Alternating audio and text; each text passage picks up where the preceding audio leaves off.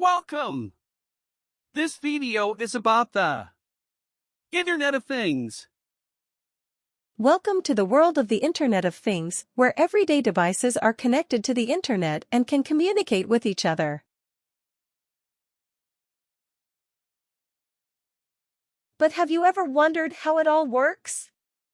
First, let's take a look at the devices themselves.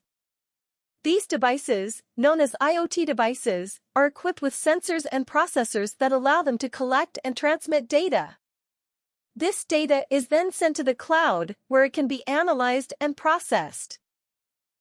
Once the data is in the cloud, it can be accessed and controlled by a user through a smartphone application or a web interface. For example, a person can use their phone to turn on their lights or adjust the temperature of their thermostat.